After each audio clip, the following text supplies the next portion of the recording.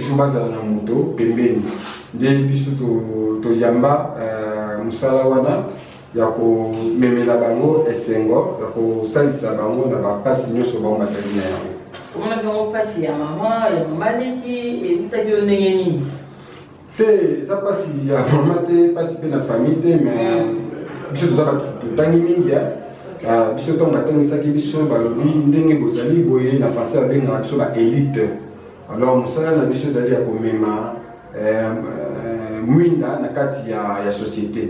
Et puis la société na biso tovandi tomoni ke bandeko na biso moko baza na pasi ozali kosenga lisungi ekouta na nzela na biso yango mpe tokendaki pembeni na bango mpona komemela bango esengo. Komemela bango esengo bandika maleme ti lelo ekomi mpe kwani obandaki wapi tokomi mpe wapi siko? Tobandaki na ndenge tobana français activisme, tobandaki na activisme, tokutani na ndeko moko ye pe azali aveugle ye nde motu amemanga mpenza na makambo yango toye kocreye ONG na biso ye azali président e ngai molandi na ye nazali secrétaire général. Ndenge bosali yango ndeko wana moko amemi bino aza moto akomona toyepe teyamonaka te tovandaki na ye tomoni sikoyo ndenge bavivaka mpasi mingi bazalaka na yango nde toyebi te tokosukisa ngo na niveau ya moke te fo tomema ngo mpenza na mboka mobimba ndenge molai tomemela esengo na bato wana nyonso bazali na mpasi bisika nyonso bazali na mboka na biso. Olobi bozalaki na moninga moko kobanda na ye masolo nde bokomi mpe lelo na ONG me koyeba ndenge bandeko wana bavivaka bandeko biso tobenga bango aveugle na mwa mokuse ndenge toyebi na Kinshasa baza vraiment facile ya kogere te bozogéraka bango lolenge nini mpe bosala bango misala nini? Merci vraiment beaucoup pour la question na yo. Baza facile à gérer te ndenge olobi omoni bazali d'abord la nature motu nyonso avivaka na handicap aza motu oyo ndenge na ye ya kobika ezalaka na mwa pasi et puis il y a des méthodes appropriées.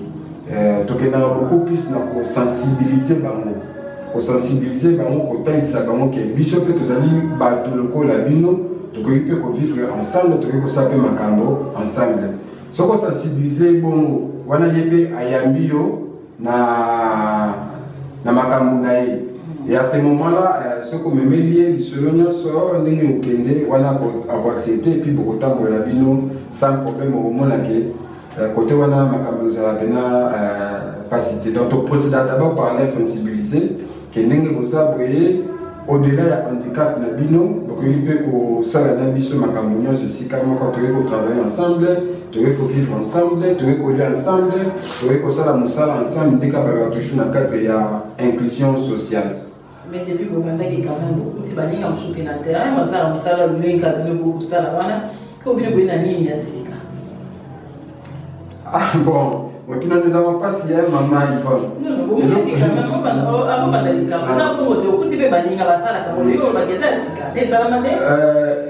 Elo na ko koloba ngati ta mususu na ko koloba elo ka sika tote mais na ko kotalisa kaka ma biso tozali ko sala. Moni avant ko sala ma bozo sala. tomona mais toyepe mais biso tokolobela oyo biso tosala bien mokodéfinir soki eza ya sika to te. Ntango bino boye seke tocheke baninga teyeli balobatocheke deja motali mpo te eza soki biso te tobambata pota biso toye na lolenge ya kocheke bato te toye kotala le vrai problème oyo ezali na kati ya société oyo ya biso tomoni ke la société na biso na catégorie ya personne oyo bazali na handicapé tomonaki ke bandeko na biso tobengi baveugle bazali encore oublié makasi par rapport à bahandicapé wana oyo tobengaka bahandicapé moteur. Tokuti bango plus bazali na kati ya mendicité tokuti bango plus baza kotanga te tokuti bango plus na ba rendez-vous de donner de recevoir tout le monde a intéressaka bango te moi tokuti ma makambo wana ebele ça va il faut tokende vers bango to sensibiliser bango d'abord faut commencer par là pour sensibiliser bango que non désormais beaucoup qui souffrent vivre dans les plus socialité notamment la raté alors c'est gagner pour la sensibiliser pas ça net comme c'est gagner mandat kasi te mama ebandana na kosensibiliser le côté c'est que non eloko nous osala boye ezali mabe soki tomemeli lisolo oyo ekoki mpe kolongolisa yo na ndenge ya kosenga na balabala okoma mpe na nini na kovivre vie normale sans pour autant ozala toujours dépendant okoma mpe autonome entre autres kokota kelasi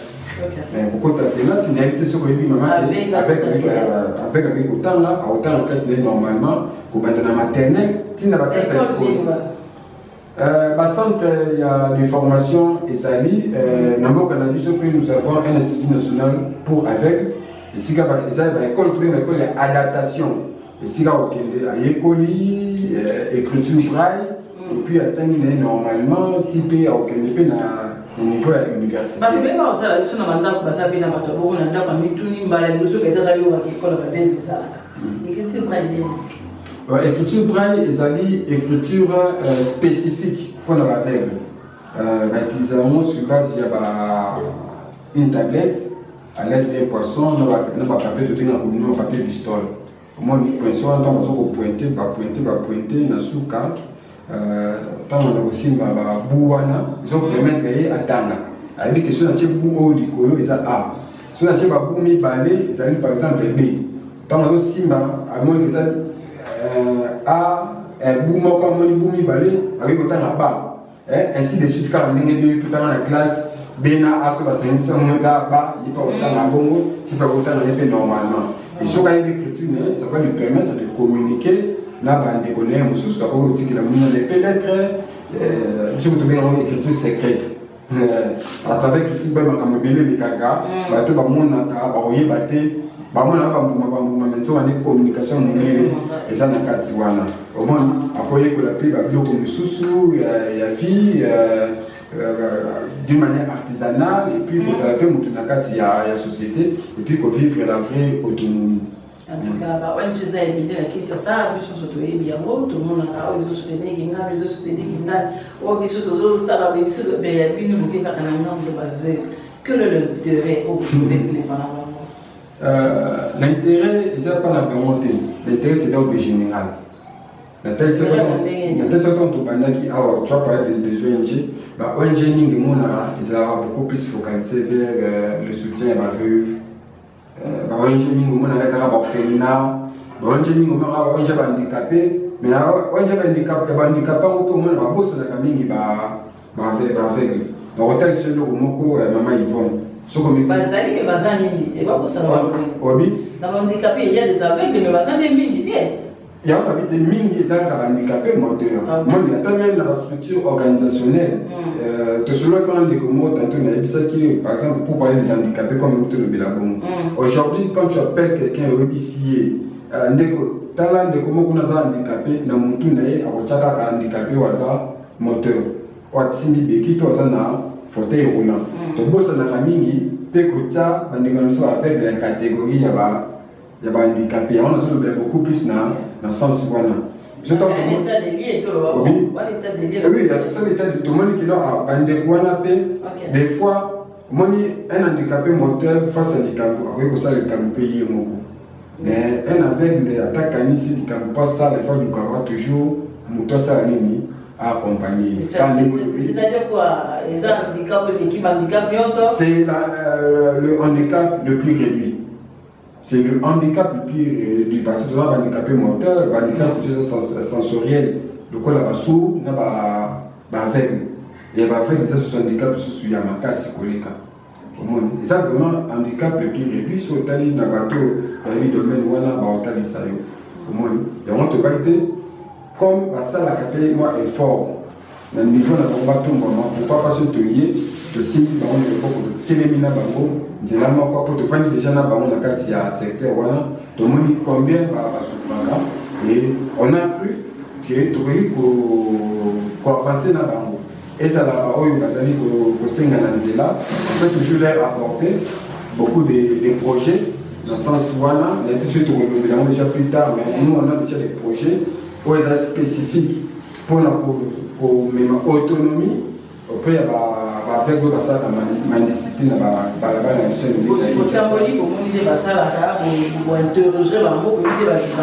est-ce que ceux qui bâtissent mendicité il y aura la vie après ça? Oui, nous y croyons sur Batiki parce que les belés bazar wana pe bayeli pe misala mususu kosala. C'est pourquoi je parlais tantôt, il faut qu'on sensibilise, on conscientiser bango.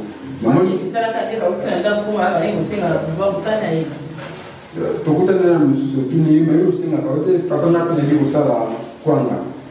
Mais ce que ça la kwanga, parce que vous singo ça comme un peu de so it's tom so problème ya comme un capital comme un encadrement. Mais tout ça sauter à nani nzabu ina sala kine. Mais ce que mais bando de côté ba dossier ba futa bisoté. Tu comprends que non ceux qui pris en charge moko et salami le niveau na bango ba occuper bango tant soit en temps au la mendicité tu peux dire que non parce que c'est la mendicité na sali makambo un franc copiment au moins que et aussi n'importe attends pour mon toi ça na misu ceux qui azana na décate de dépendance mo ba copie au la mendicité. Mais ceux qui ont une occupation, soit un peu soit ça, et écoute-moi, Moussala, et qu'on permettre à vivre un peu vie normal. En tout cas, parlons maintenant d'Assad, des autres Assad comme Salami. Assad, c'est l'association des aveugles pour le développement. Batumi Batuna, le monde a causé qu'on a bénéni, des plats au Koloba, avec le thème de la Rémo, le thème de toujours dans Poutou, au Vasali, au monde pour qu'il va avancer. Assad Assali structure moko ezali pour travailler pour kolongola bandeko avec na repli social. Au moins pour handicap na bango zone ça va vraiment plus moi sima. Je souhaite que ndaka oyebisa donc noter aux handicap mais kozonga simate. Telema tambola na biso yekola musala okozala na autonomie okovivre vie normale okola moto nyonso. C'est musala ngoye kola na sala. Na stade d'abord il y a pas la banne. Bana tout ça va d'abord classe. De la boutique à Baron, l'école adaptée, la Baron, Batanga, il y a Nicolo, Missala Loko, Autobing Academy, le domaine artisanal, fabrication de jus, autre salamon beaucoup plus dans la jus, jus à base de baobab, Missala Loko, la tricotage. Otonga wana bayekola kango basala ba kitunga dans moi misala ezebele pour ba koyekola pe bayekola ngona ça gratuitement et question de moyens ou ça la zana ou ça en ngona nyoso. Bon Assad lokola ingénieur sur ma nous vivons de la cotisation. Cotisation à membre et Assad 2000 francs 3000 francs et puis sur tous un euro on peut intervenir selon le besoin pour tous un euro d'intervenir des d'autres personnes à Kabongo. Ce qui peut motiver par mon cotisation. Pourquoi aussi gâter? Quelque chose que les autres vivent à faire dans la cotisation. Pourquoi ne pas laisser? Maintenant, si ça qui était passé, moi, ce qui peut me domper, ça permet aussi d'avancer. Là, dans les cas d'espèces, nous sommes dans un projet pour la maman Yvonne. Mboka est un mboka chef de l'État. Mboka est un mboka congolais nyonso. Au moins l'État. Ça mboka congolais nyonso l'État za wana pour canaliser, pour orienter, mais congolais nyonso ceux qui sont dans ma canisa pour ça le kamba malamu pour la mboka na il peut toujours le faire. Alors ma canisa na na ko makoki non ce que so ma canisa makoki ezati. L'État za kata makambo. Ya mo yo fo banda, yo bandi. Au bandi au beti koko pas l'État parce que l'État monique akoyi koya l'État yi mais biso to ko vanda te. Ils ont beaucoup de vie, surtout l'État kakaya. Tout ça va comme ça dans la vie, parce que ceux qui te voient bizarre. Mais non, pas comme ceux qui vont te faire abouiller. Pas les arbres. Dès qu'ils sont pour ça, pour faire la vie avec parce que ça, domaine où vous savez. Pour faire la vie, peut-être dans la boucle, quelque chose, c'est pas vivant. Même vieux, on va pas en avoir. Pour les aveugles, on va en avoir. Bon, et vous voyez qu'on a un peu différent. Mais même les qui ne va pas, les privés, s'organisera toujours. Et l'État il y aura toujours pour canaliser.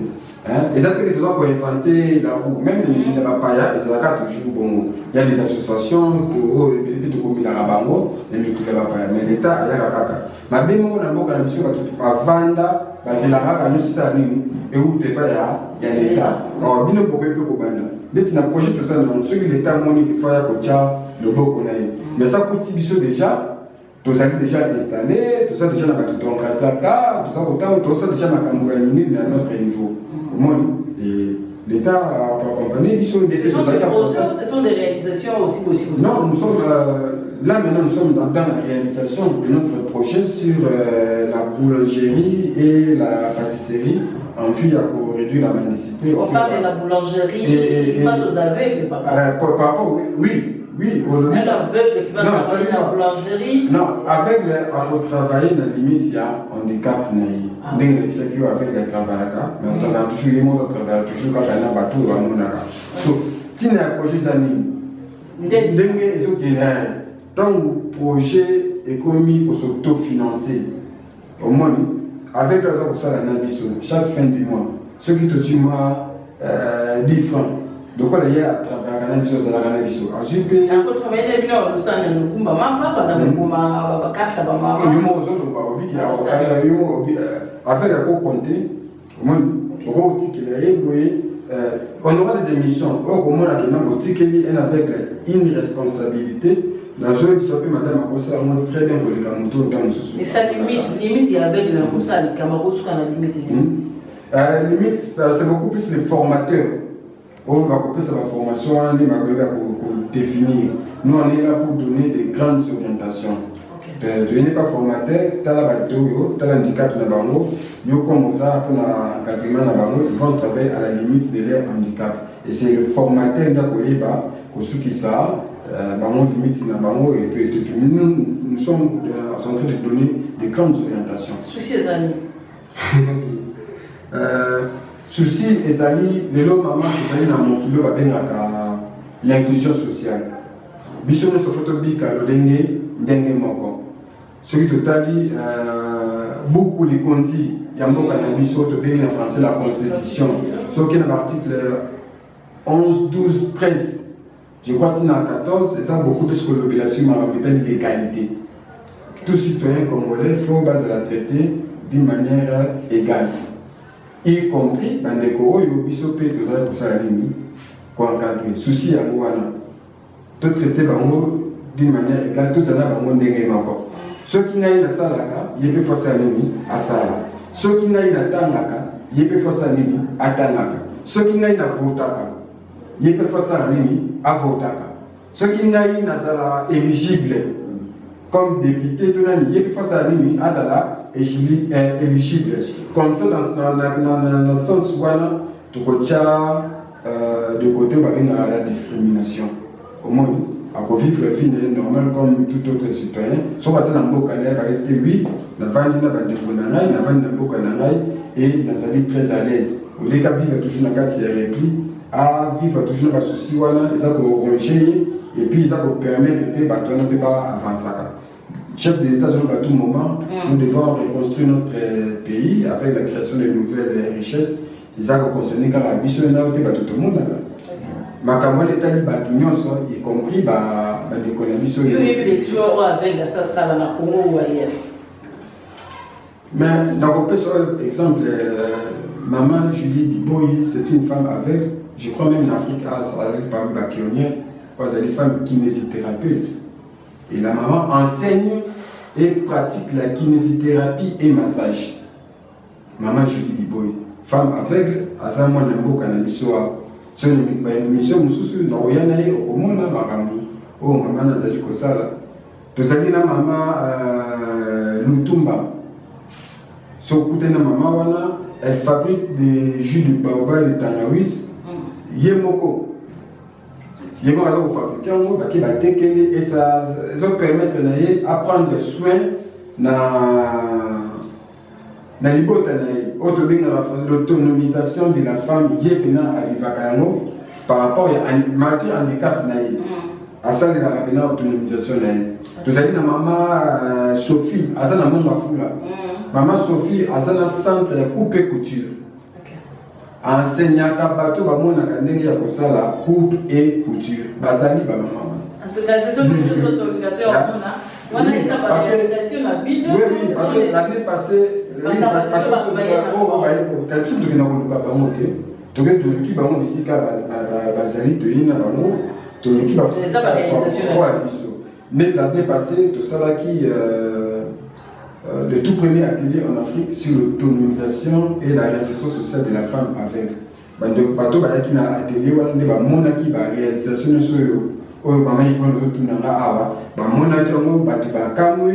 Et puis l'État congolais a été représenté à travers le conseiller, il y a un ministre délégué auprès des personnes avec handicap, maman Irène que je salue en passant.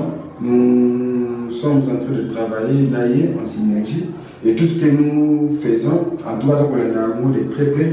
Et puis elle ne cesse de nous rapprocher, de nous soutenir. Je crois la micro de Koya, à Koya Mabiso. Puisque total c'est sur une mission de ça pour avancer. Merci beaucoup. Télévision Zangonga, ceux qui t'a déjà malé mais valé mais beaucoup mal à ce parce que valé était au les réalisations à ça ou c'est pour réaliser les années tout comme des autres. Réalisation il y a à ça ceux qui au pays na qui collent les personnes dans le centre de Sukuna déjà tous allés na dispensaire Oyo avec les opérations gratuitement. Une école d'adaptation au avec le Bayaka Kotana, ils allaient dans le quartier Boma C, avenue Jésus qui guérit, numéro 3, dans le quartier Kinkoli, dans la commune de Sélé. Et ça va réalisation de l'habitude de pour ça là. Alors précisément, nous allons dans le quartier en plein travaux. Il y a un projet d'ambition sur la boulangerie et la pâtisserie en vue de soutenir les personnes avec les mangas. En tout cas, on n'a pas seulement ça ici sur l'affiche, il y a l'ONG Maman Sophie, il y a Maman Sophia. Maman Sophia. Ouais, mes yeux. Maman Sophia. Je ne sais pas qu'est-ce qui se passe. Beaucoup mis la bio. C'est un partenaire quand nous trouvons qu'il y a ce petit ici, il y a des gens de bonne volonté au Bazakoya vers Bissau. Maman Sophia, c'est un partenaire.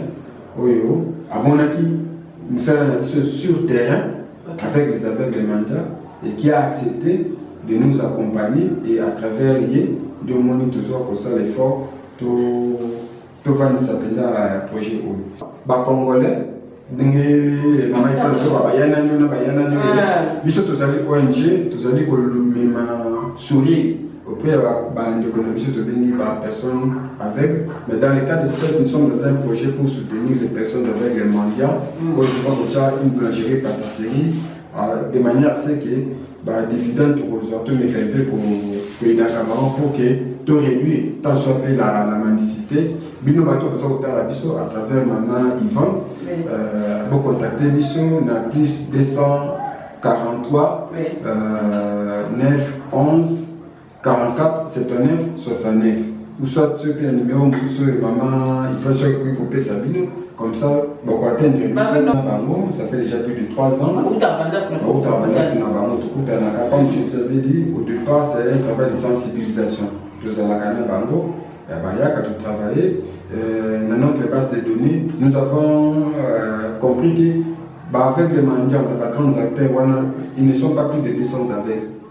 Ceux qui font la mendicité, selon notre base de données, parce que nous travaillons avec eux. Parce que c'est organisé. Mais c'est rien par rapport à 500 jours qu'on a député, c'est rien du tout. C'est compliqué, c'est pour dire que un Congolais de bon cœur, avec aussi sa lettre mendicité. Un Congolais de bon cœur, on est carrément le chaque jour, ça va 100 $, 50 $. Ils sont de 10 000, 20 000 francs par jour. Maman Yvonne, apprenez-moi à pêcher, je n'aurai plus jamais faim. Mais ils sont quand même peut-être père, un aveugle, c'est une ligne.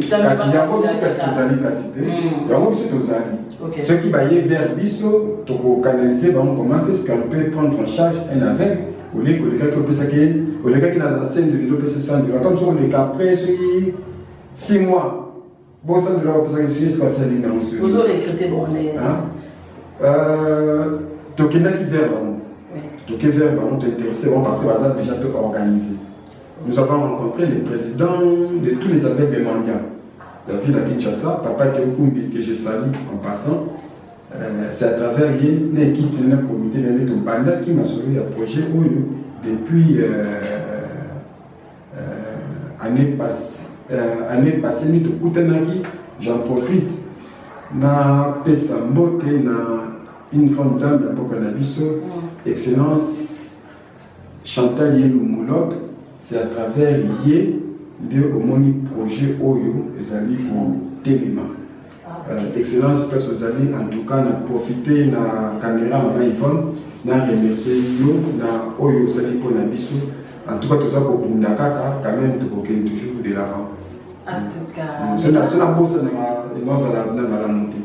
On a recruté à travers le président. Le président. On va dans l'association, on a été comment il faut venir au Canada au côté de l'association. Pour un projet spécifiquement, on a déjà ciblé les affaires que nous avons conscientisées. Il n'y a pas moyen d'ajouter, qu'est-ce qu'il faut? C'est avec le temps.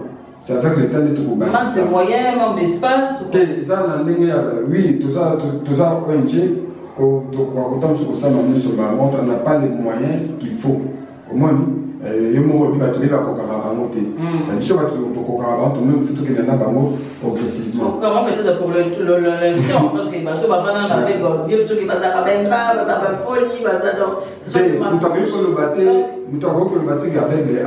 grand hasard impoli,